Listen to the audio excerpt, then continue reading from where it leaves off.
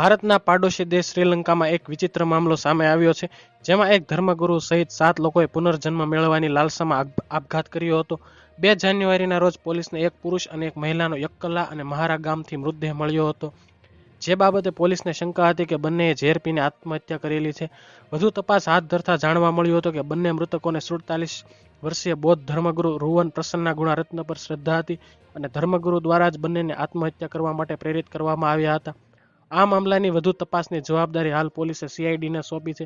Criminal investigation ડિપાર્ટમેન્ટની આ તપાસ દરમિયાન જાણવા મળ્યું હતું કે બૌદ્ધ ધર્મગુરુ રુવન પ્રસન્ના ગુણારત્ન તેમના અનુયાયીઓને પુનર્જન્મ મેળવવા માટે આત્મહત્યા કરવા માટે પ્રેરિત કરતા હતા. 28 ડિસેમ્બરે મહારા ગામના એક ગેસ્ટ હાઉસમાંથી બૌદ્ધ ધર્મગુરુ રોવાન પ્રસન્ના ગુણારત્નનો મૃતદેહ મળ્યો હતો, જેમાં પોલીસ તપાસમાં સામે આવ્યું હતું કે તમામ પરિવારજનોએ ઝેર પીને આત્મહત્યા કરી હતી. તેની પાછળનું કારણ પુનર્જન્મની લાલસા હતી. તો હાલ માટે આટલું જ રાખીએ છીએ. જો તમને અમારા વિડીયો પસંદ આવતા હોય તો વિડીયોને લાઇક કરજો, ચેનલને સબસ્ક્રાઇબ કરી બાજુમાં આવેલું બેલ આઇકન પ્રેસ કરજો, જેથી તમને અમારા વિડીયોની નોટિફિકેશન્સ મળતી રહે.